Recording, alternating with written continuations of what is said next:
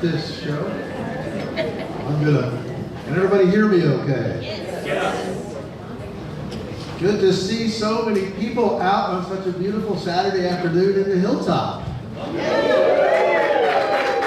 haven't had a day like this in a long time. I think it might mean something. Thanks for all of you for coming out. It is really rewarding to see how many people are here. I guess that shows your concern for the state of the country right now. Hopefully it demonstrates your commitment to help bring some change to the 15th District.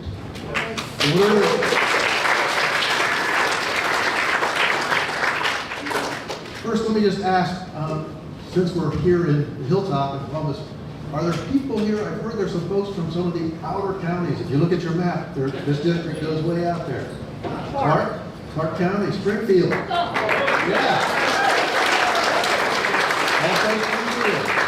We're expecting a lot out of Springfield this time around. Got some issues over there that should have been addressed. But my name is Jim Villers.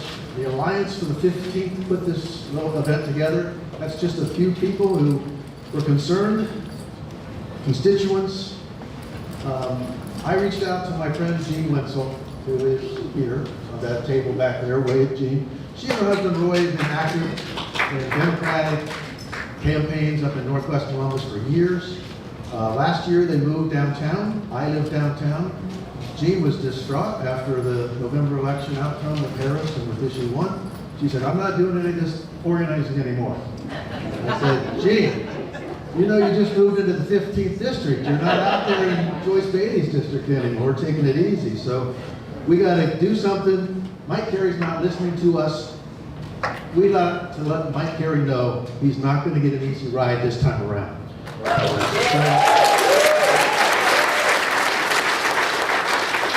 Jean linked us up with Mary Minot, who's back in the back, who's back to visit. Mary was already very active in what's happening in the 15th District, and she has been an incredible help through the Indivisible of Central Ohio. She's on their board. They helped get the message out. Thank you for all of that. Mary brought in Kelly Becker and Becky Schlister. I got that right. I asked one of our neighbors here downtown, John Indelicio, to help out, and he's over here with the camera. And I can't forget my wife, Diane, in the front row, serving time and speakers.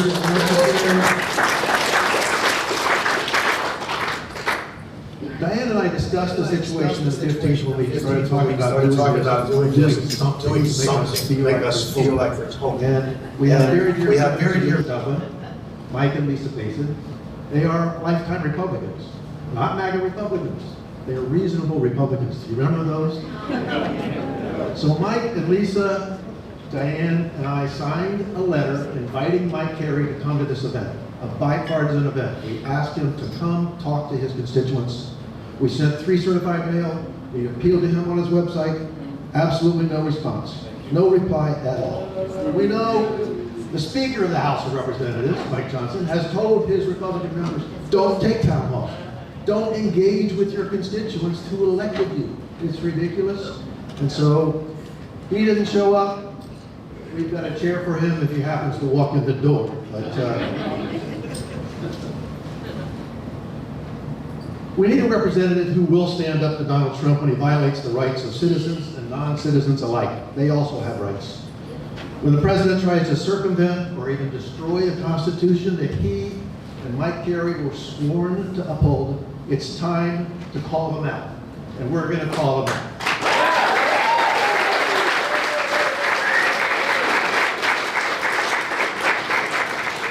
Ohio's known, it's 3 cities, Cleveland, Columbus, Cincinnati.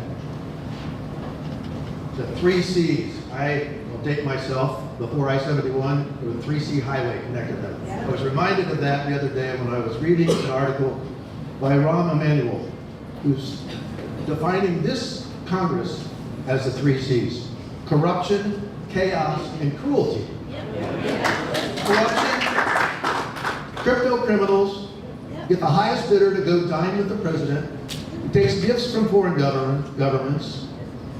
They're building Trump golf courses and buildings in Vietnam and other places in the world. He gives pardons to his mega donors, criminals who should still be in jail. Chaos, tariffs, for God's sake. On and off negotiations, bullying our allies.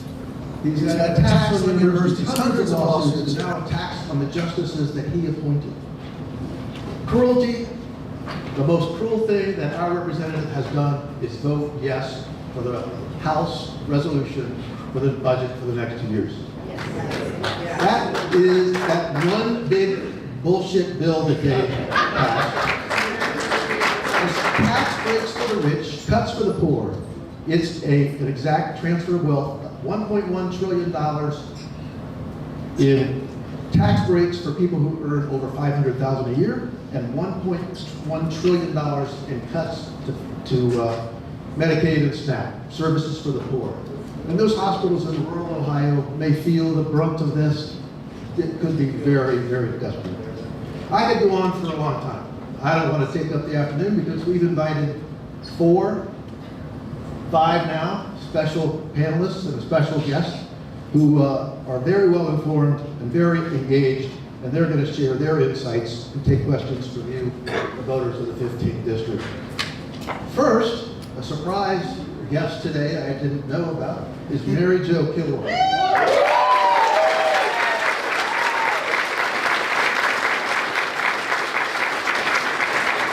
did not live in Ohio.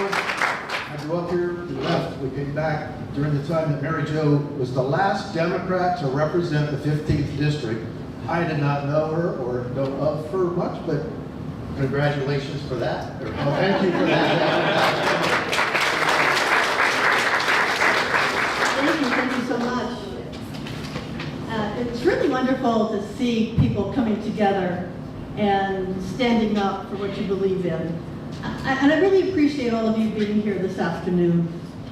And I don't know how many of you may have thought about running for office yourself, whether it is a township trustee, a state senator, a state rep, city council, or a member of Congress. But I encourage you to do it, to have the courage to stand up there before the voters and say, I have something to offer you, I want to represent you, I can relate to the needs of this community, and I want to help make all of us grow stronger and better. It takes some guts to do it, but I think it's very worthwhile to do it. I first ran for Columbus Board of Education and served for 2 terms there, ran for county commissioner and served for 8 years as county commissioner. And all of those offices were extremely rewarding. And I think that we were able to accomplish a great deal to help children be educated well and to understand that we live in a multicultural world in the county, to begin to work on healthcare access for county residents, for housing. And in Congress, there's all kinds of issues that are very important that come flowing past your desk, they say, like a fire hose. Since we're quoting Rahm Emanuel today, let me quote Rahm as well. Rahm told me that the essence to a congressional campaign, and I think it applies to any campaign that you want to run, is money, message, and momentum. Well, the money part is hard. It is drudgery. It's hours on the phone, calling people up and asking for money. It's hard to do that, and especially, I think, sometimes it's hard for women to do that. I would always tell myself, you're not doing it to enrich yourself. You're doing it to raise money so that you can fight for health care. You can fight for housing. You can fight against the big banks who at that time had grown our economy into a downspin. Money, momentum. Do we have momentum now? I think we do have momentum now. It's just not working here. I need momentum in microphones. No, that's Okay. We have momentum. People are fed up. They are fed up with Trump, Vance, and Musk have been doing to our country. People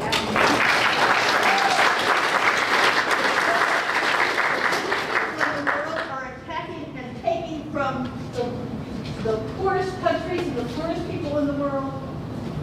They are attacking our democracy, and they are trying to shred our Constitution. They are cruel, as you said, Jim. They are cruel. So I think as more and more people come to understand what is going on in Washington, I think that momentum will continue to grow. And this is a year, the next congressional year will be a good year, whether you're running for Congress or you're running for the State House. Message. What kind of message should we have? You know, they talk a lot about how Trump attracted working class voters, how Trump had a populist message. I think that Democrats have a better message. We can have a stronger message. We can talk to people about health care, which is still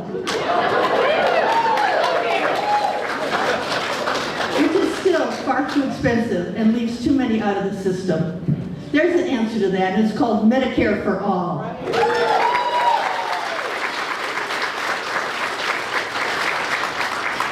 We can talk about the federal budget.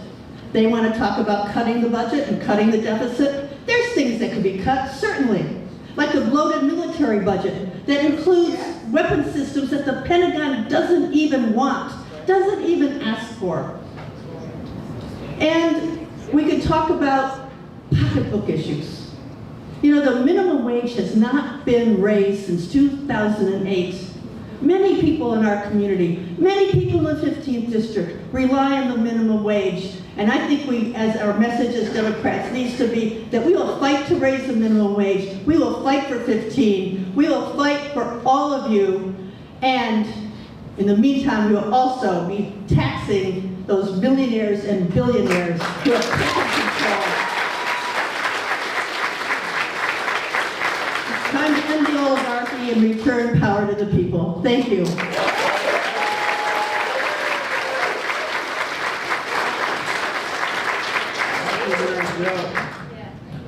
Rick Neal was a stay-at-home dad, a political activist. He served in the Peace Corps as a volunteer and ran public health programs for refugees in Asia and Africa from 1988 to 2004, before settling down in Columbus with his husband Tom to raise their 2 daughters. He and Tom have been active in the fight for LGBTQ rights and in the fight against Trump and MAGA. Rick ran for Congress in the 15th District in 2018 and worked to elect Joe Biden in 2020. He organizes the weekly protests at the Columbus Tesla dealership. He's exploring ways to be most effective in the fight for our freedoms. Rick?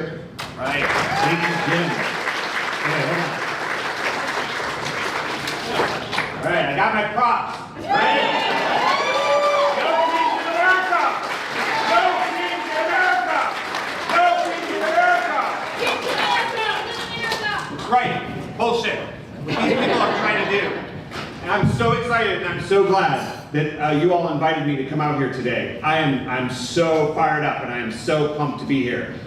What we just heard from Congresswoman Kilroy is what it's like to have somebody real representing us. Thank you, Congresswoman. Thank you. That's what we're going to have again. That's what we're going to have again. Sadly, I do not live any longer in the 15th district, or I might give Representative Miller a run for his money. But we can all do our part, and that's why I'm here today. This is just fantastic to be out here, and I do have some things that I want to cover, but I do want to say how important it is in this terrible time and it's going to get worse. That we keep coming together and that we keep meeting each other. I see old friends, I see people I've never met, folks from Clark County. How about that? Thank you very much. Right? And I had to bring my props and my sign today too, because at about a little bit before o'clock, I got to dash out of here and go up to Tesla at Easton, because every Saturday at 4:30 p.m. we are out at the Easton Tesla giving Elon Musk hell. And even though he's gone off and like skulked away with his tail between his legs and he's done, he is not done. He is not done screwing with us. Doge is still in place, destroying our government, not his. Can we hear that, right? Government of, by, and for the people, for us. Not government of Trump and by Musk and for the oligarchs. Our government. Doge is not done with us. Musk is not done with us. And think about the unbelievable technological disruption and change that is coming down the pipe with artificial intelligence. And you know who is all over that is Elon Musk. And does he have our interest in mind? No! All right. So I'll be out there. But first, I want to talk to you a little bit about what we are not getting in this district with this faithless and feckless and cowardly congressperson, Mike Carey, who does not deserve the title of congressman because he is not representing us. There's two things I want to talk about that are near and dear to my heart as a humanitarian and as a public health guy. On the humanitarian side, you know, after college, I got called to service into the U.S. Peace Corps. My beloved Peace Corps. Hundreds of thousands of Americans have served the Peace Corps all over the world. And I gotta tell you, I don't think this got a lot of news. For the first time, I saw that they had canceled classes of volunteers to head out to Cameroon and to one other country, right? Food.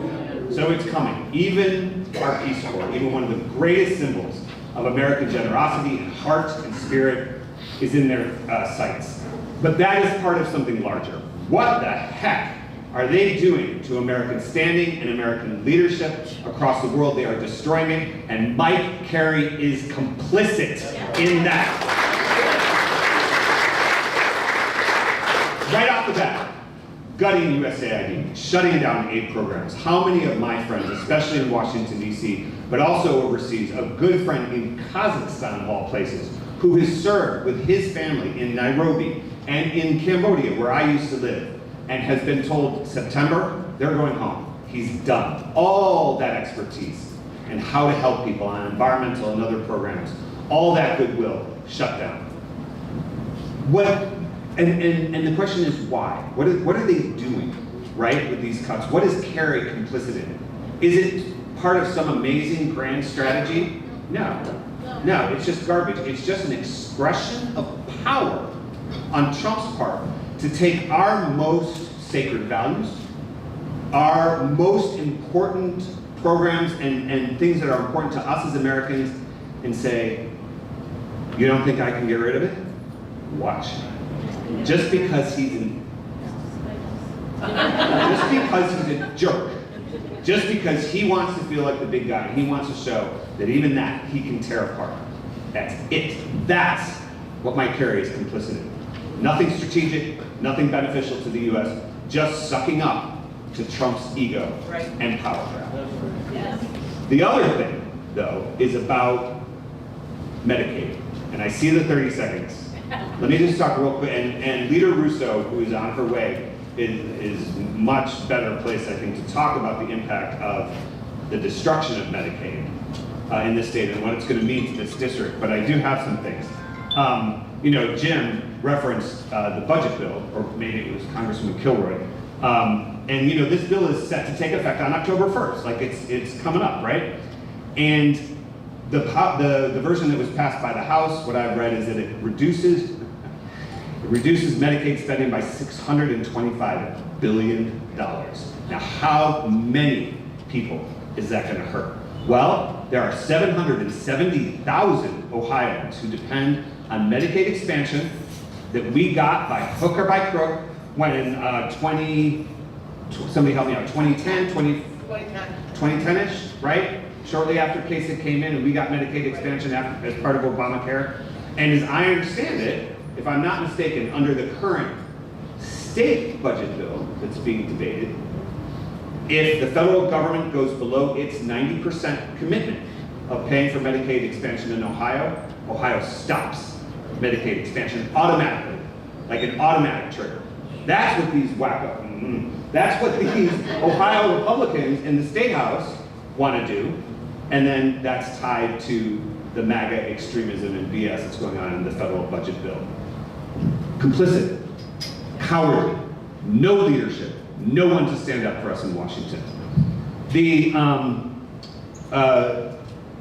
And why? Remember, for USAID and for the foreign assistance, it's just about Trump's power grab, right? Petty vengeance. Elon Musk poking him and saying, hey, you got to stand up for the white apartheid regime in South Africa. Right. But the Medicaid cuts is about what? It's about tax cuts for the wealthiest and most powerful. Again, the smallest thing, the most venal and greedy thing manageable, to rip healthcare away from hundreds of thousands of Ohioans, from 25,000 people in District 15 who rely on Medicaid. Mike Carey is fine with leaving them on their own so that a few really, really rich people can hoard their wealth a little bit more. So this is the kind of fight that we've got in front of us, right? This is what we're waiting for the true patriot, all of us, patriots and fighters, to come along and say, Carey, get out. Cancel Carey, because we don't need him, we don't need what he's not offering us. He's not offering us anything. We need real fighters and real patriots in there who are going to fight for us and fight for America and fight for this district. Thank you very much.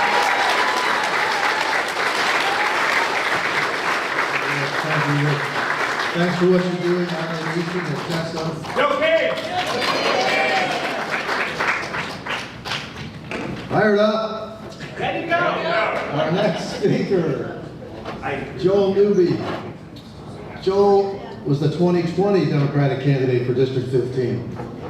Prior to running for office, Joel graduated from Ohio University and Capital University Law School, now manages his own law firm, the Newby Law Office, and lives in Grove City with his wife Corey and children Eleanor and Cooper.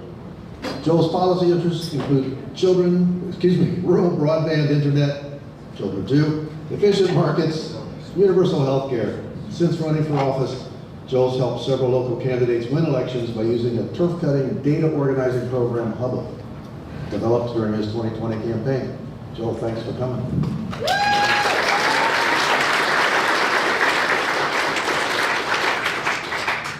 Honestly, going after Rick is dreadful, but we'll go with it.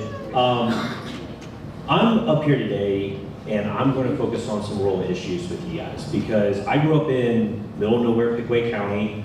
If I told you where I grew up, I would have to use like the 3 closest intersections to get there, okay?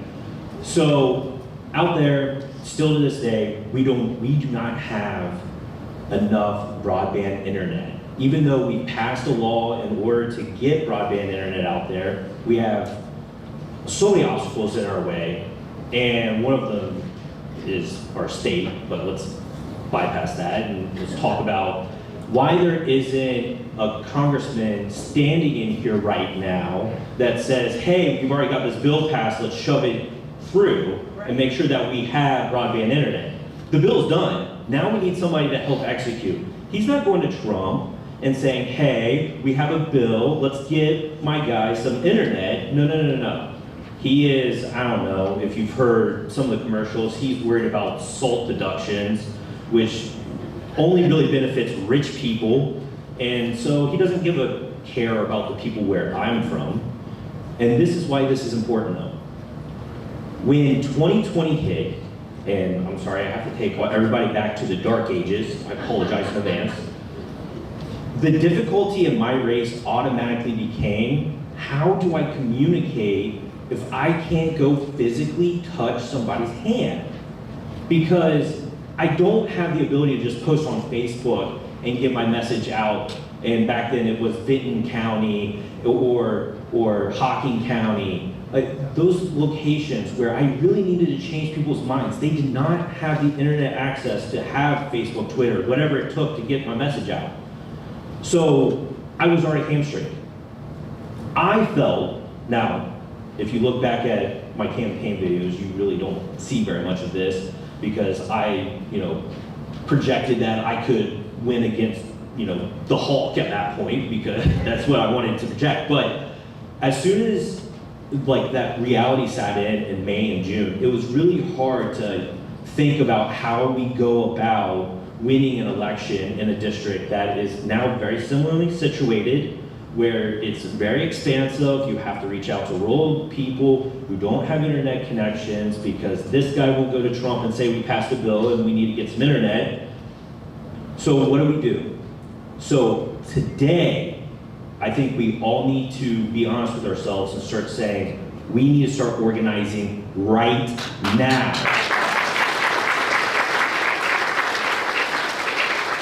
Everybody in here is a leader. And as a leader, I'm holding you to this. I expect everybody in here to go find 10 people and go knock some doors when it comes time. That's what I want from you guys. How many phone calls are you guys gonna make? How many emails are you gonna send to people, okay? We need to get in our cars and go out to these places where they don't typically see Democratic door knockers. Let me tell you this, I knocked some doors in some very hilly dirt road places in 2020. I left something on the doorstep, I stepped back, they came out, and they would have a conversation with me and they say, I never get to see Democrats. Never get to see Democrats. You know how we win this district? We stop letting people say, I never see Democrats. We just go. We go. For myself, we have to overcome the challenges of what type of district we have. We have a very rural district in some places. We have the grace that, Franklin County is a place where we can't use the internet and get around. But we have to overcome the challenges that this is a rural district. And the way that I want to do it is I reached out to my guy today and I told him I'm in Grove City. You want a door knocker in Grove City, you got one right here. You guys need to do the same. You guys are leaders. You decided to show up. Let's lead. You are the leaders. And we can really win this district. One final thing. If you guys have been following the special elections and how much Democrats are picking up over Republicans, even in deep red Republican districts, those deficits that we're making up in those districts are bigger than what we lost here in this district. You know what that means? This is a winnable district. There's no way that this coward should ever be in office ever again. Thank you guys, I appreciate you guys taking the time to let's go knock some doors.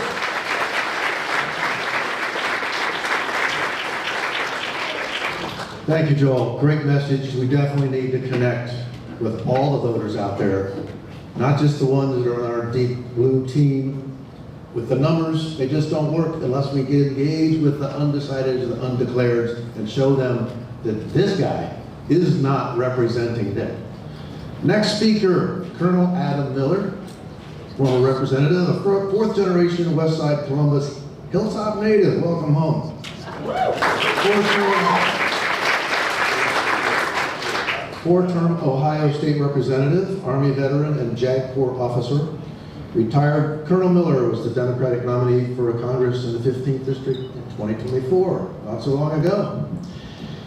In the Army Reserve, he's held command of the company, battalion, brigade, and division level, earning multiple decorations for his military service. A combat vet who served 2 tours of duty in Afghanistan, Colonel Miller is the first judge advocate branch officer selected to lead logistics and combat engineer brigade.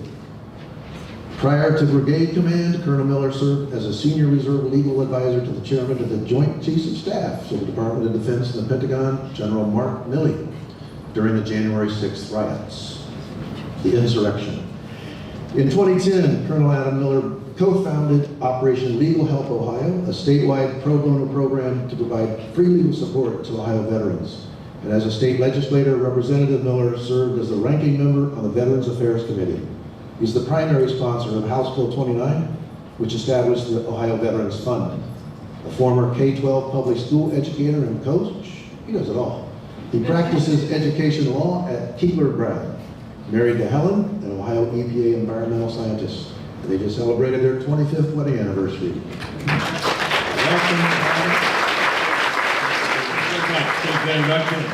Hilltop, boy, it's good to be back. Real good to be back.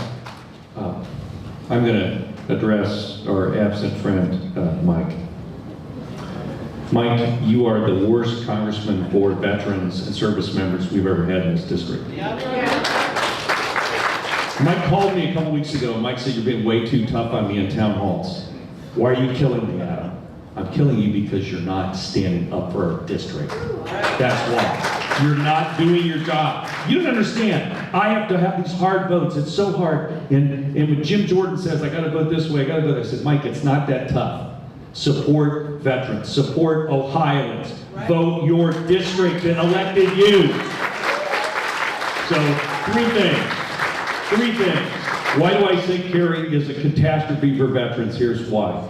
He underfunded the VA to the extent that he didn't support a resolution that would have extended funding for all of the outpatient procedures. When I went to an event at Dayton VA, everybody said, well, you're running against that guy, cancel my appointment. You're gonna win. We don't like him very much. You can't say that you're a veteran and you're gonna support the VA when you cut VA services and VA programs. That's number one. Number two, he's underfunded the PACT Act. Protection against comprehensive toxics. It's maybe one of the most significant military pieces of legislation we've ever passed. Sherrod Brown and a Republican in the Senate got that done in a bipartisan way after literally 20 years, and it creates a presumption of eligibility based on your service in an area. So instead of filing a mountain of forms and then proving with literally a Photoshop that you were in this place, you have presumptive eligibility because you wore the uniform, because you served in a certain theater of operations. The impact on that is so positive for all of our service members. And for those of us who are in uniform, it says, when I enlist, I'm going to receive the benefits that I signed up for. And that is so important. When you raise your right hand and you make that commitment, you know that they've got your back. And 30 years from now, 60 years from now, when I'm on the other side and I'm a veteran, I'm going to receive what I was promised. Carey has broken that promise to America's veterans. He must be fired.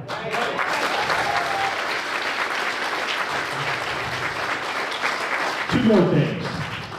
And I want to give my friend a chance to drink a little water, because I know she's been busy today. Two more things. The VA canceled the homeless mortgage program for veterans May 1st. 5 consumer groups, mortgage lenders, the Chamber of Commerce, ACLU, people you don't usually see on the same side of the table testifying in Congress said, you can't get rid of the VA mortgage protection program that protects hundreds of thousands of veterans without a replacement. And they looked at people like Carey, and what did they get? Crickets. Nothing. So a lot of us said, we've got to do something. Last weekend, some of us put our rucks on, and maybe you saw it. We started at the Hilltop Y, and we did a 30K ruck march for veterans and for homeless vets to raise awareness. And we are going to fight for homeless veterans. Now, I want to say thank you. If we have anybody here from Lily Chapel, thank you for offering me the ride for the last 2 miles. I said no. We went from near the State House all the way to West Jeff. It was long. I was tired at Lily Chapel, I will admit that.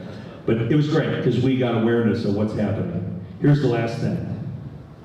I got a call from the personnel command, a person, I'm not going to say their name, but because of all the cuts to the VA and all the DOD cuts, Trump has cut all of the civilian employees. So there's no one running the units the way there used to be and should be. So nobody is doing all the medical appointments, the wellness. They cut the wellness that used to be in every brigade. And this person was saying, please, if you have a chance to run, because there's suicide ideation is through the roof. It's unbelievable. We lost 6 people in this command. It's killing our veterans. It's killing our service members. We need a change in Congress. Thank you for coming and being part of a movement to make that happen. Thank you.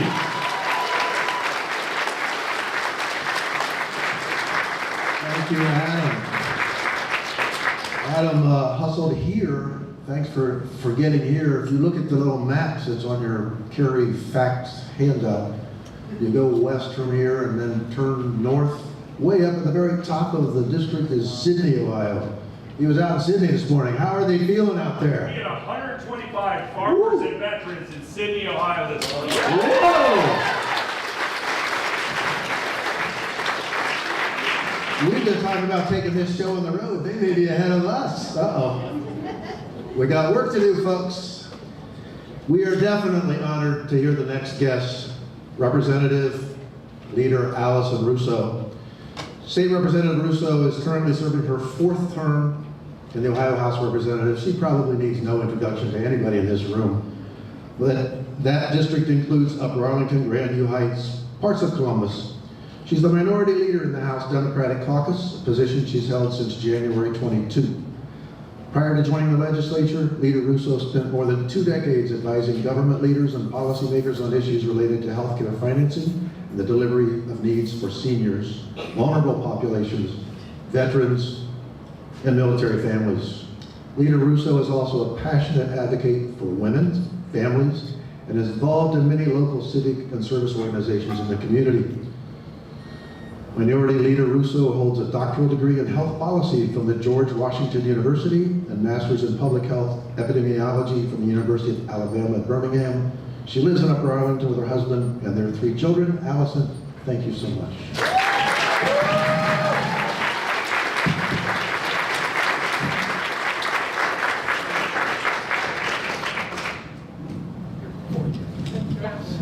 Let me untangle myself here. There we go. All right. Well, wow. It's so great to be here. I'm so glad that I was able to make it. I was down in Jackson County this morning.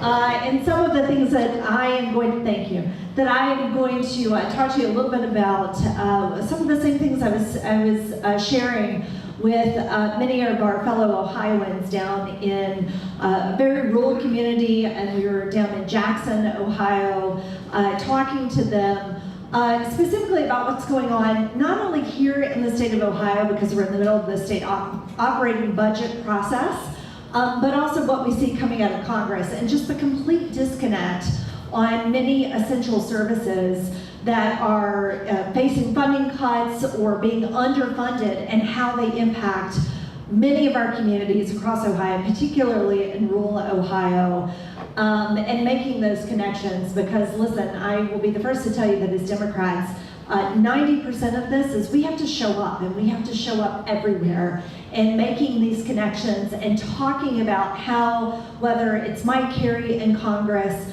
or it's a Shane Wilkin in the Ohio Senate, or whomever else, they are voting against their own constituents, and these have very real life impacts on people.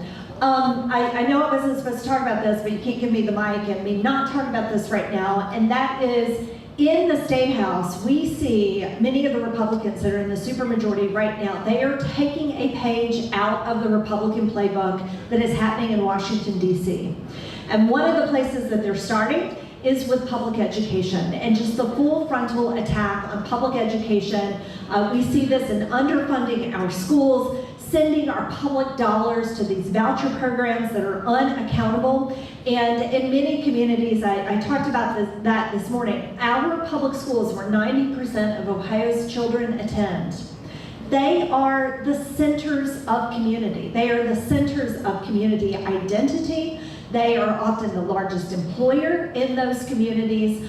And to not resource them, provide them the resources they need to educate our children is unacceptable. And this will have, thank you, you can clap for that. And this will have devastating impacts on Ohio's children, and really what we set up as the future here in the state of Ohio. And one of the things that I talk about is when the state does not step up and do its part, it's our local communities who have to fill in the gap. And that often translates to all of you meaning that you will have more levies on your ballot, you'll have higher property taxes, and that is unsustainable and it's not right. And the other place that we see this as well in the state budget, but it's a direct reflection of what we're seeing in Congress and people like Mike Carey voting against their own constituents, and that is in the space of Medicaid funding. What we see coming out of this proposed bill that came out of the House, which Carey voted for, in fact, every Republican member in Ohio, except for one person, voted for this bill that came out of the House in Congress, defunds Medicaid to the tune of $2.5 billion just here in the state of Ohio. And puts at risk 480,000 Ohioans in not having health insurance. And that's just what Congress did.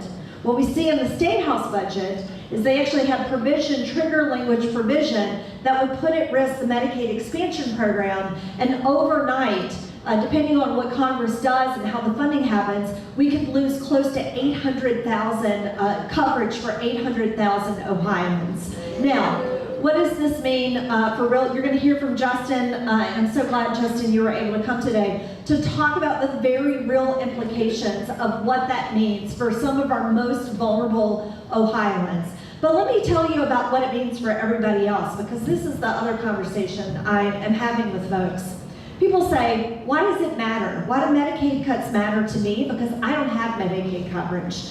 Well, if you were, every single county in this state has providers, whether they are mental health and addiction care providers, maybe obstetrical service providers, access to emergency rooms, etc. They keep their doors open because of Medicaid funding. And if they don't have that, that is uncompensated care. And you know what happens when you have uncompensated care? Providers, hospitals, emergency rooms have to close their doors, and that impacts every single one of us. So when we have people like Mike Carey in Congress who are voting against the health, against their very own constituents, that is wrong. They should be replaced.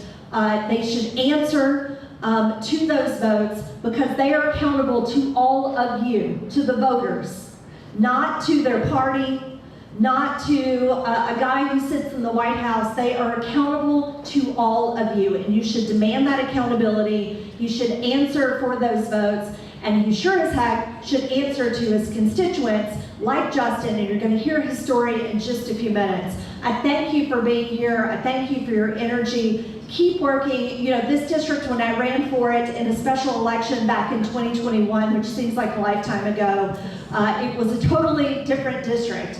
It has become even more winnable since then in the redraw. And in a cycle like what we will see in 2026, it's obtainable. Right. But that means that all of you have to keep, keep beating the drum, keep working for candidates, and keep showing up at places like this and talking, most importantly, talking to your neighbors, your family members, and making them understand what these votes mean for everyday people and how it impacts their lives, and not let people get distracted by everything else that the Republicans want to distract you with that don't mean a damn thing to how they can put food on their table, where they're sending their kids to school, and the health care that they get in their communities. So thank you very much. Yeah.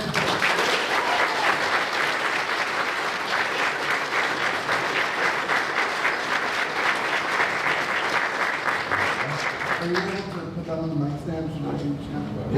Yep. You got the two handers that you're Here, I'll hold it for you. Okay. Justin. Oh, I get to introduce you. Oh, awesome. Yeah, here, I'm gonna hold it for you, Justin. All right, so I am so pleased. Let me tell you, I was at a town hall last month, right? For Representative Christine Cockley, who represents this area here. Yes, give her a hand, she's fantastic. She's a new member of the General Assembly.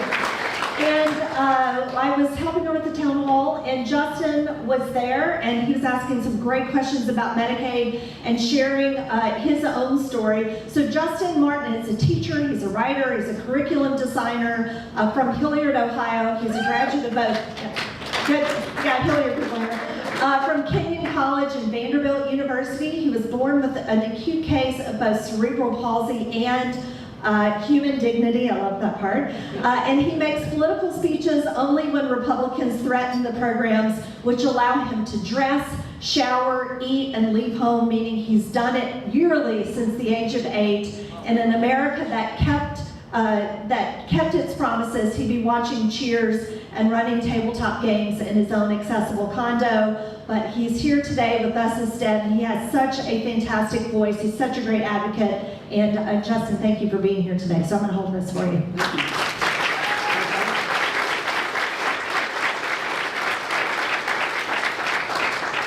The Golden Gate Bridge is held up by a series of steel cables. Human beings are held together differently. Every day, we make millions of little promises to one another, and we keep them. On your way to work, every driver promises to stay on the right side of the road. Your child's teacher promises to make sure they can read. Food inspectors promise to keep glass out of your hamburger meat. Most of us find it so natural to continue in this way that most of us don't even think about these promises, which quietly weave through our lives in the background. But there's one promise that I've thought about every day of my life. My name is Justin Martin, and 60 years ago next month, my country promised me that I would not have to die in shame, isolation, rage, and filth for no other reason than being born 3 months prematurely. My country promised me that it didn't matter that my legs didn't work, that I needed aids to shower and dress me, a ceiling lift to get me out of bed, an accessible van to get to work or to go to a bar. My country promised me a life, and it didn't ask about the price tag. You just heard my bio. You know what I've managed to do with that promise. You know what I want to do with that promise. Make the condo that I'll buy with my own savings wheelchair accessible. Be able, for the first time in 6 years, to get a cup of coffee when I want to. Meet people, write books. But it feels insulting to list these things as if our lives are fractions. Contribution divided by cost. A pilot doesn't keep her promise because she thinks her passengers are brilliant. A father loves his children even when they're unexceptionable, unkind, or sick. We never do the math because we love each other. We keep our promises simply because they are promises. And because we know that when one person keeps his promise, it's that much easier for the next person to keep hers. There's a word for this collection of kept promises. It's called a country. We all understand this. Of course, there are people who are paid to lie to you about what we all understand. They call themselves Republicans. Like our former governor, Mr. Kasich, they'll talk about waste, fraud, and abuse, and then only be able to show you 6 people that abuse the care provider system. Like Mr. Musk, they'll let unelected coders fresh out of college access your Medicaid data to find fraud while waving around chainsaws on stage as they laugh about ending your freedom.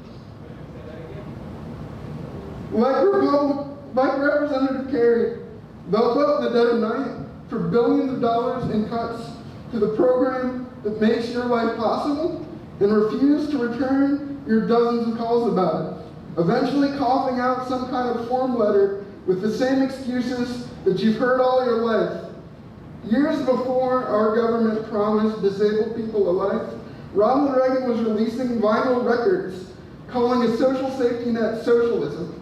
Yesterday, Senator Ernst pointed out that, quote, we're all going to die, for heaven's sake, end quote.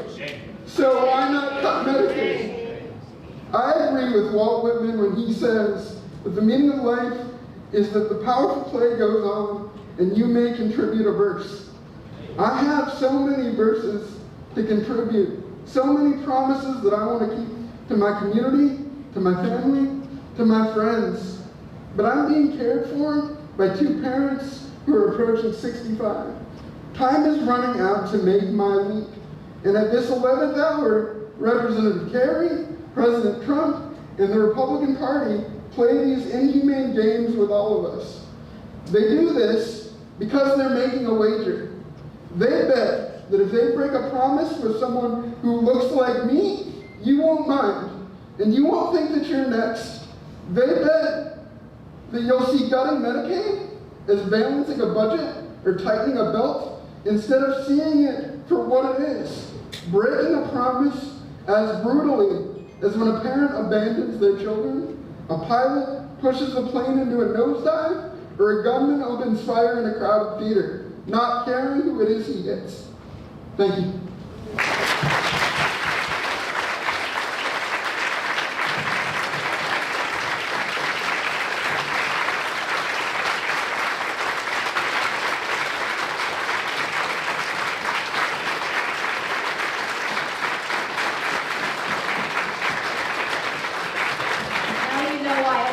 Organizers, you've got to let Justin speak. He's just such an incredible advocate. Thank you, Justin, for sharing your story and being here.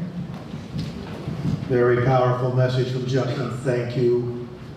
You said it takes a country, it takes a community, and I pledge, I think, everyone in this room that we will fight as a community for you, with you, and make something happen to get this man pay attention to you.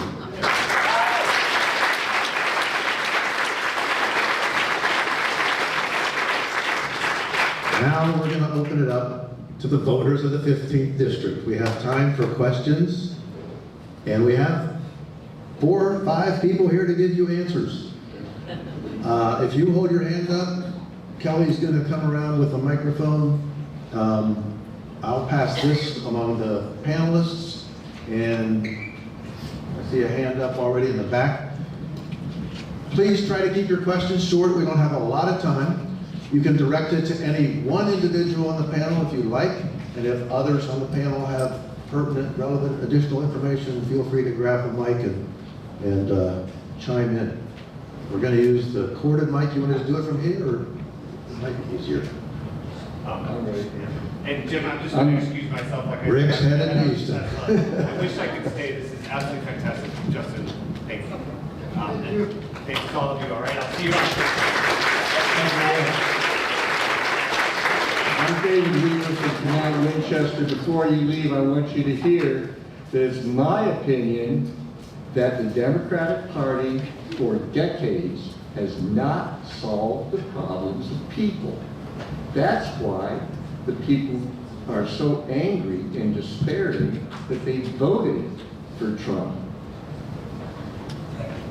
They got problems, specific problems.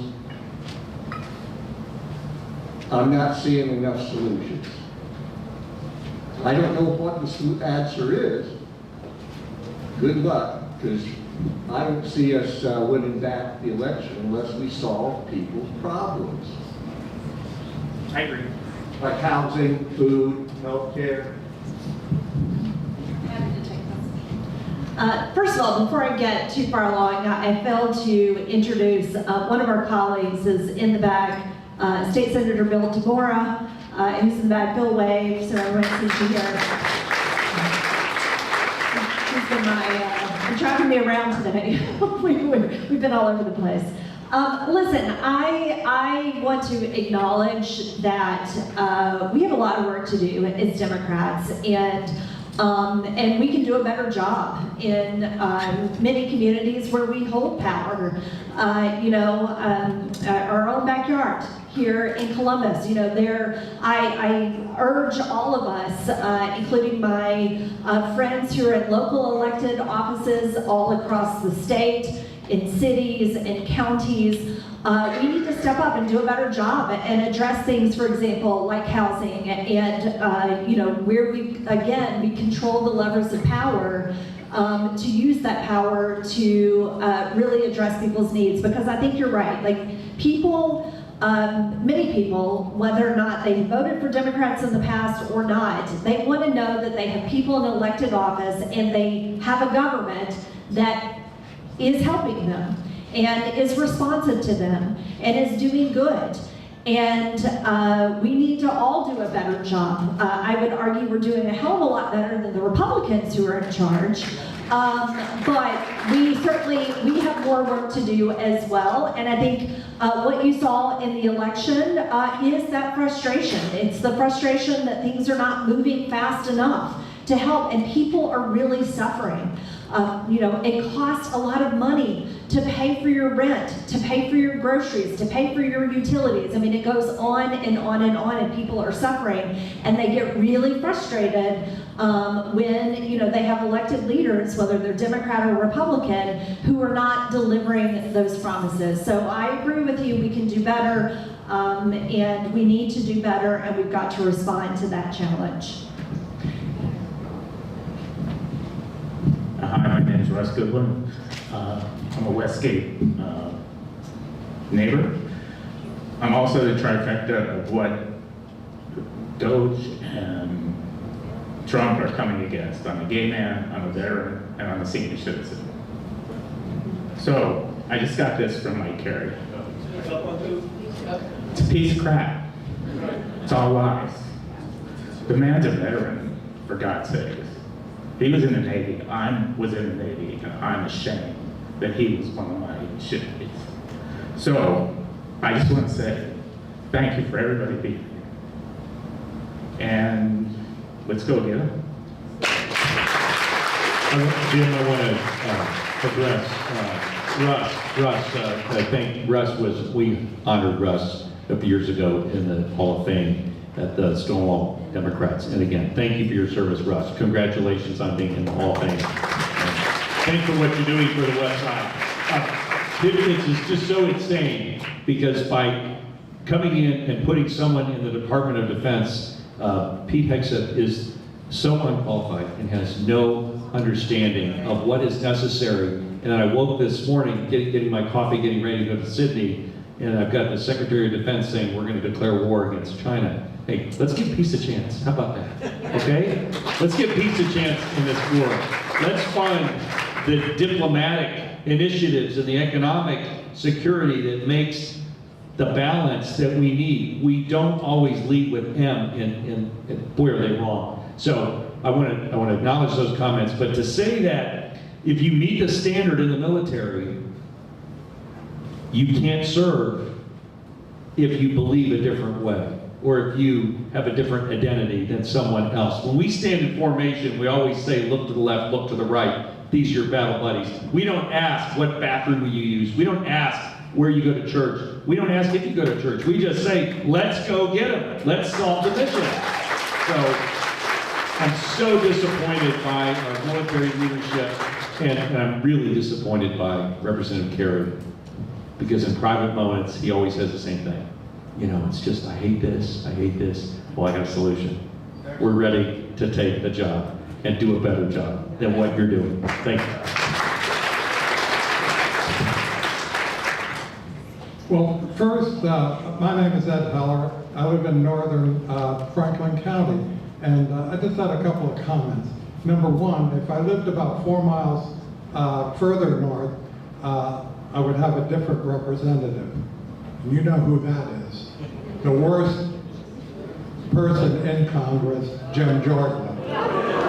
Oh, yeah, right. So I guess if you're worried, things can always get worse. And probably with the gerrymandering, it may get worse. I'm afraid of that. I might have to move.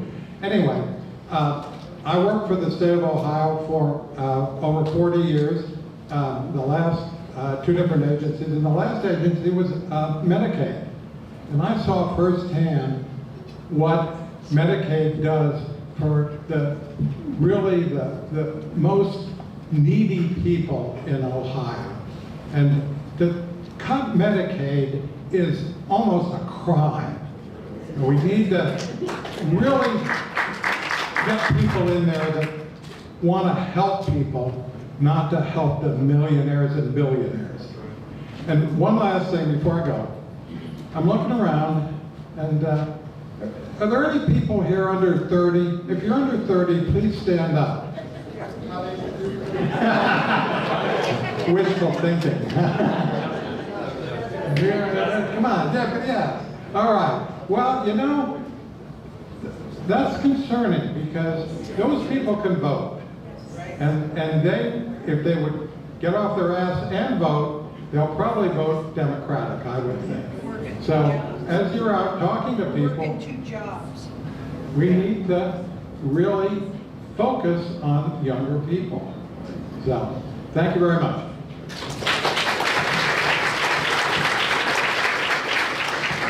Just a quick comment about the, yes, ditto, everything you said about Medicaid, so critically important, most vulnerable, taking care of our most vulnerable. But earlier today, there was a 17-year-old young man, and I'm the mom of two teenage boys, one of whom just became eligible to vote. And so I ask this question a lot to young, new voters or potentially new voters, and I say, what do you care about the most? What is it that worries you the most right now when you think about, electing people to office or politics? And I got to tell you, they aren't impressed with any of us, first of all, including my own son. He's not impressed either. But the other thing that I hear from them is,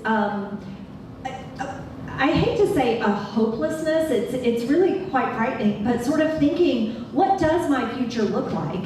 I heard someone say here, because they're working 2 jobs. That is exactly what I hear from a lot of young people, feeling like this American dream is very out of reach for them because they worry, number one, will they be able to find a job?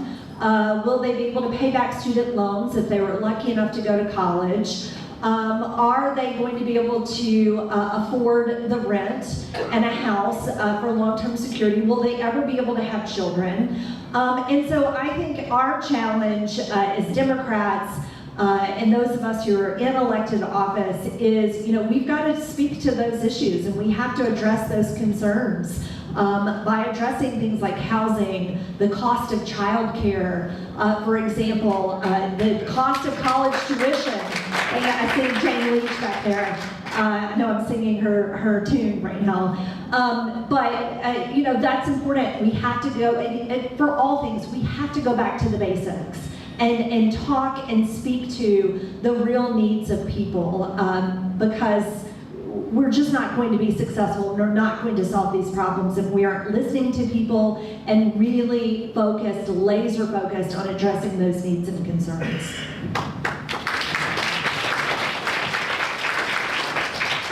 Hello, I'm Rebecca Hunley. I'm a Franklintonian, and like the Hilltop, we share about 30% of everything.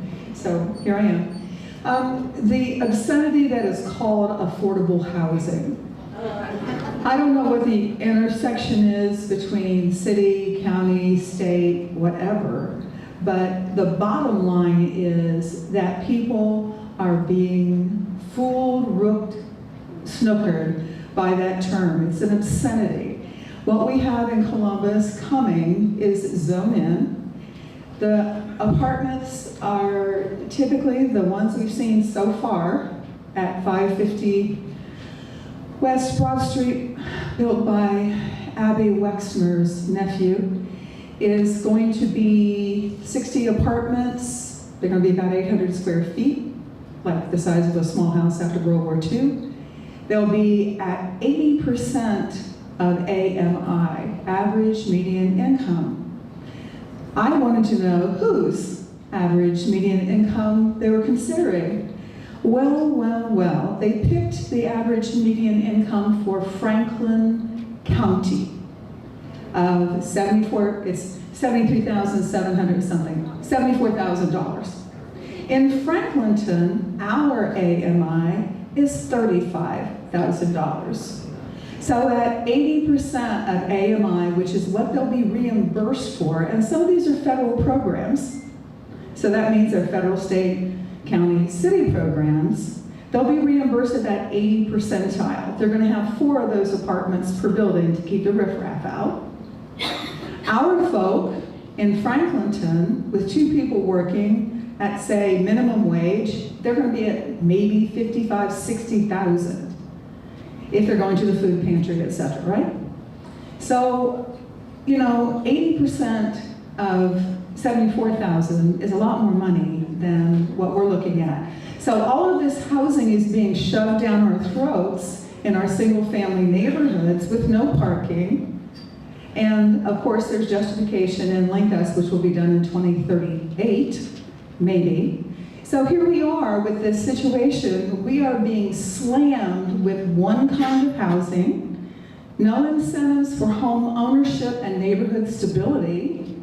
My sister's a realtor clamoring for single-family homes to rent and or own. Our land bank is giving that stuff away, our lots away, to developers who are doing rentals only, and there's nothing for them to buy. In Franklinton, we have 300 open lots. Hilltop, you have a lot more. There are also well over 2,000 homes that are vacant at the moment. Some of them are investment properties that have been vacant for the last 5, 10, 15 years. And yet we don't see anything at the state and local government level to bring those back online to level out both the renters and the buyers market. So with that, thinking about what is affordable, what can be done so that the AMI is local to the place where the building is going to be. Talk about gentrification from Galloway to downtown with these apartments coming at that price tag, and that's a cheap price tag compared to some of them. Who's supposed to be living in them? Because it isn't us, it isn't our neighbors, it isn't our kids.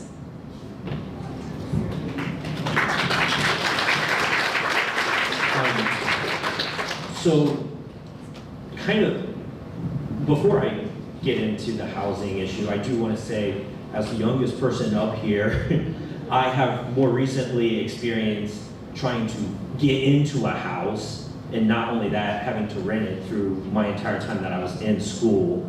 And I will say this, I'm not incredibly wealthy, but I'm also far more fortunate than I know a lot of people are in this district, okay? So I know that I have a little bit better shot. And it still is a pain. It's a disaster in order to just get a place to rent that's affordable, to try to buy a place. I will turn 37 years old, and I finally bought my first house when I was 36. That is not the American dream that we were all promised, okay? What we really need to, I believe that you're right, we do need to focus on local ability, what do the locals want in their area. But if you guys have read the book Abundance anytime soon, part of that issue as well is that at the local level we face a lot of stuff about like a NIMBY action or something like that, not in my backyard. We need to build affordable housing, and when we say affordable housing, maybe not all the time that means single family homes. Maybe the community wants that, but the community needs to play a more of an open role in it and not just say no, no, no, no, no. But when you come to your town hall meetings, don't just say no to this new place that's being built. Provide proposals. Like, you guys have a voice. You guys are leaders. I didn't stand up there and tell you guys that you're leaders and just to blow smoke up your ass. You guys are leaders. So if you want to see more single family homes, go to those places and be like, listen, I will sign off on this, but we want single family homes within these brackets. Say that stuff. Because I'll tell you what, the places that I show up to, those are not the arguments that I hear. What I hear is, no, I just don't want it. Okay, then let's have a conversation. You guys are just as powerful as anybody sitting up here. All you gotta do is use your voice.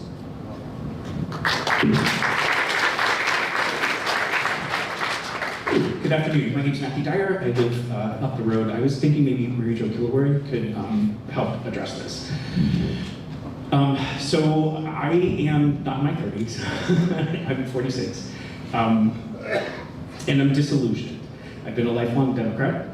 I have some frustrations, and I'm not trying to turn this like hostile or anything, but I'm frustrated. I heard recently that the DNC is considering ousting David Hogg. And David Hogg has mobilized, he's a vice chair as I understand it, he has mobilized thousands, he's done great things. And he's the kind of person that just isn't gonna take it anymore. And they're trying to silence him. And I feel like that in itself is enough for me to withdraw in disgust and apathy and just say, I'm done knocking on doors, I'm done making phone calls, I'm done writing letters. I don't feel like it's fair to put the work on us. Yes, we're all leaders, but at the same time, it's not fair to blame us, right? Like, why do we have to carry all the water?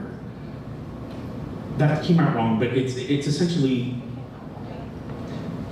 we're doing our part, and we're not getting enough action, and we're not getting enough response from the people who are in positions of power to make a difference. So what's your advice for someone like me who's just about at the end of my rope, and like, I want to be engaged, I want to help, but I can't do it if the DNC is going to oust somebody who is fighting for all the right causes, because he's younger, because he's speaking truth to power, because he doesn't accept campaign finance donations. You were talking about money matters, like, he's not corrupt, and we're trying to silence him, and I just don't get it, and it's really frustrating.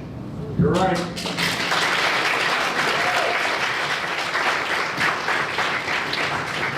I think David Hogg is a remarkable young leader, and he has certainly shown great courage in taking on the National Rifle Association, fighting for gun safety, which is, and gun violence is a huge epidemic in our nation, and it continues to be. And school shootings are just horrific, and it's just really hard for me to even come to grips how somebody can go into a school and shoot teachers, shoot students. That kind of carnage should be absolutely unacceptable. And Congress needs to do more than offer thoughts and prayers. There needs to be actual, real, serious action. There's no reason why, AK-47s and assault-type rifles are legal to buy. And, that you could be a 21-year-old and walk in and get a rifle like that, a weapon like that, a weapon of war. That's where they belong. Now, David Hogg and the DNC, I know, have had some difficulties with each other. I'm not really familiar with all the ins and outs of what led to their breakdown, but I think David Hogg and his efforts to mobilize young voters people asked about, he is there doing that. And he can do that whether he is on the DNC, the Democratic National Committee, or not. Now, the DNC is not the only Democratic organization either. There are different Democratic organizations at different levels. And of course, there's the DCCC, there's the DSCC, there's local Ohio organizations, the Ohio Democratic Party, to our local Franklin County parties. So, if the DNC is going to continue to be irrelevant to people like some of us, I think we can find our niche, we can find our place in the Democratic Party, and we can do really good, strong work to help bring the kind of change you want to see to America.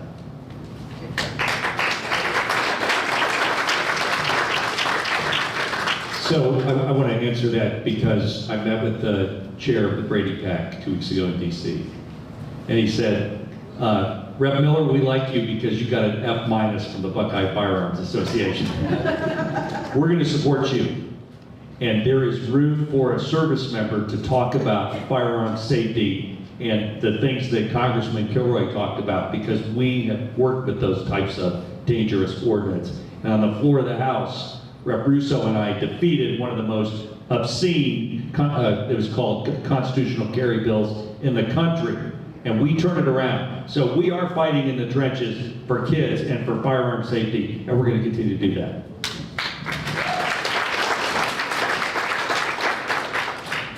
Hi, my name is Angela. Please give me 1 second. 1 second, I apologize. It's okay. Yeah, and listen, I appreciate all the work that you guys do with firearms. I honestly do not understand what the obsession is, and I come from a rural place, I don't understand.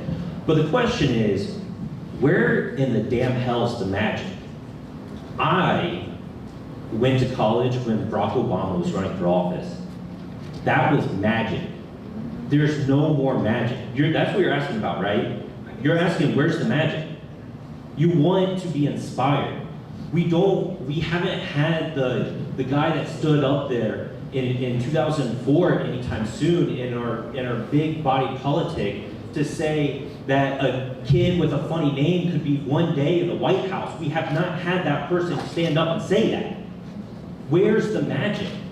And as somebody that, I feel the exact same way, where the hell is the magic? Because we had it bottled up. And now, they've stolen our magic and they're using it against us. Think about it. Sarah Palin is essentially the type of zeitgeist that Donald Trump is running with, right? She was the one that told us, oh, how's that hopey changey stuff doing? The hopey changing stuff is with the shit that he's talking about right now. That's what we need back. And I'll tell you what, I'm with David Hall. Go to all out, the older people out, and it's time for millennials to be in office.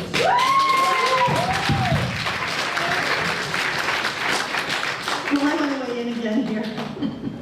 You know, even if the DNC as an organization is not showing the kind of spark of leadership that we might want to see, there are people who are out there doing it. I would point to Bernie Sanders and AOC, who are out there holding town hall, inspiring young people, bringing more people into the tent, and offering a strong message of what Democrats can and should be doing. I also would look at Chris Murphy, Senator Chris Murphy, and Senator Chris Van Hollen, who are also out there talking to voters, having town halls, doing a great job. So even though it's not quote-unquote DNC, there are leaders doing it, and I applaud them for doing it, and I hope we see more of them, and I'd love to see them come to Ohio.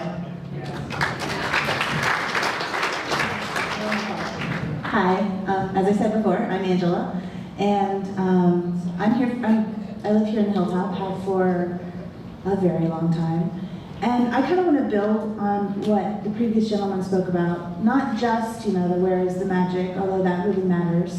And my thing is, every single day, we hear of some other shenanigans coming from this administration. Every single day, there's this new awful thing, and the courts have to weigh in, and then the courts say you can't do it, and he does it anyway. Yes. I want to know where the hell the accountability is. Yes. Who is holding these people accountable, and how can we make it stick, right? Because we hear things like Bernie Sanders and AOC, they're out there, they're making their voices heard, they're making sure that the rest of us know that someone's fighting for them. But honestly, that's about it. There are very, very few Democrats that I hear from on a regular basis who are saying, I'm out here fighting. It seems like everybody's gone quiet, everybody's hiding up in their little holes, and I do understand that we are currently on the wrong side of the scale, that we don't have as much power to confront this, but there doesn't seem to be a plan to get it. Otherwise, people are like, wait till 2026, wait till 2026. There are hints that there won't even be an election in 2026. And I don't want to wait and find out. I want to hear some assurances. It's not the magic, it's the fight. Yeah, it's So there were 1,500 people in Dayton Thursday night for our town hall. Wow. Who were ready to fight. Right. And you know what I saw in that town hall that I haven't seen in about a really long time was white men. Yeah. Half of that audience in Dayton were white men, my age, mid-50s, saying, I'm tired of this. I've had enough, and what can we do? We had fantastic, we filled Sinclair Community College auditorium on a Thursday night in a rainstorm. So there is fight. It's here. We wouldn't have had 125 people in Sydney this morning, or 100 people in a tent in Greene County this afternoon listening to a candidate for Secretary of State from 4 neighboring counties if there wasn't fight. There is fight, and we're fighting literally with both arms. Allison's got the most corrupt opponent in the State House we've ever seen. She doesn't even have input on who gets on committees. It's awful, but she's saying, I'm going to fight you every minute of the day. Thank you for that. So there is fight here, believe me. I don't have anything else to add to that. I mean, listen, it is overwhelming. It is. I acknowledge it is overwhelming for all of you. And I'm going to go back to what you said. And you're right. The Democrats are in the minority, but that shouldn't stop it. As someone who has sat in the super minority the entire time I've been at the State House, that should not stop you from pushing back. and holding people accountable. But I'll tell you what pisses me off even more are the Republicans who have control. They're in the majority, like Mike Carey, for example, and they have no backbone. They have no backbone. They have no moral compass to fight back. People say all the time, like, how do you deal with the State House and all the crap that goes on there? And I said, you know what?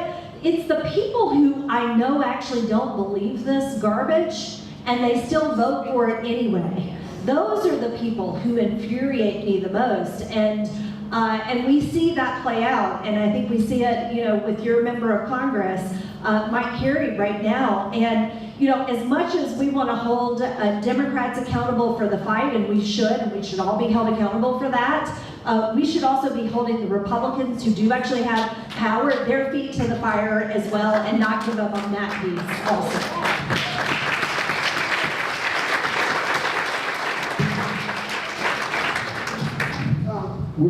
As the resident sort of young person on the panel, I've been wrestling with the cynicism thing, because I do feel the sort of rage and desperation in the crowd as, you know, terrible news story after terrible news story comes on, and so many Democrats seem asleep at the wheel, and so many Republicans seem like they're cackling maniacally. But what really strikes me, sitting up here, hearing from particularly former Representative Miller, hearing these people say in private moments, oh my God, this is so hard. Oh my God, it's so hard to deal with this man. What's hard is lying awake at night wondering what's going to happen if one of your parents breaks a hip, or one of your parents gets in a car accident because there's nobody to put your pants on in the morning. That's hard. And so I think when we see a party and a half that's this bathed in real politics and in cynicism, it's really important that we don't match their cynicism with our own. They're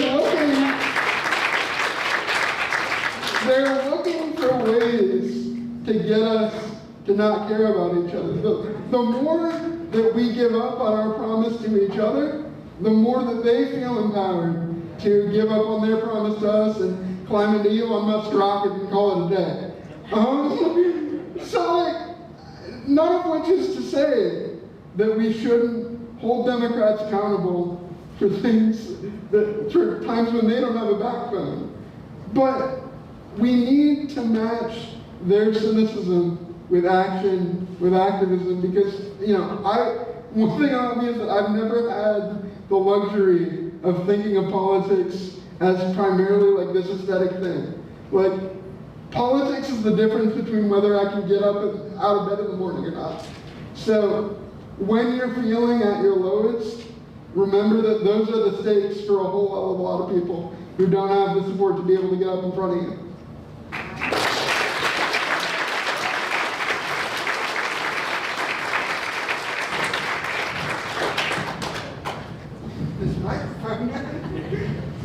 We're going to wrap things up. It's been an amazing, informative, and hopefully energizing event. I do want to point out one other person who's been very helpful to us, who's in the room. I know we have issues with the DNC, but the DNC has targeted 35 districts in the country as winnable this cycle. 3 of them are in Ohio. This is one of those 3. We can do this. It's doable.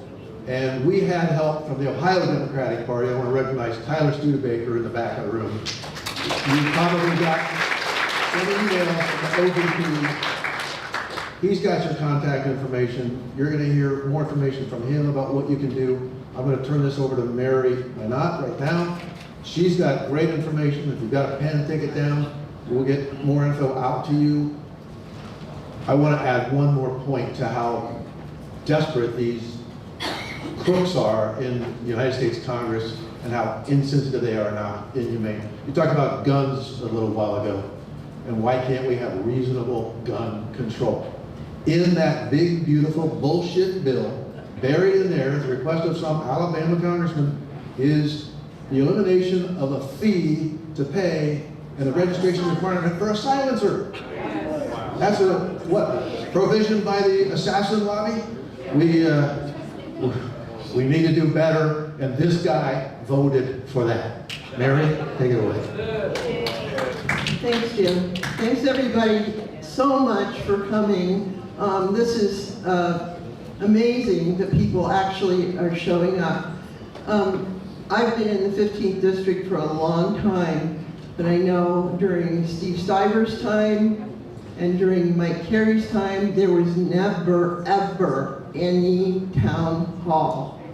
And they did not want to hear from us. So my friends and I had many times in front of Steve Stiver's offices, and we have had recurring little actions in front of Mike Carey's office. They do not want to talk to us. They have no incentive to talk to us, but we have to talk to them. So, a couple of little things you can do today. Definitely sign the SB1 petition if you haven't done that, and there are people in the back with those. Yes. And if you live in the city of Columbus too, we've had the Columbus Safety Collective petitions.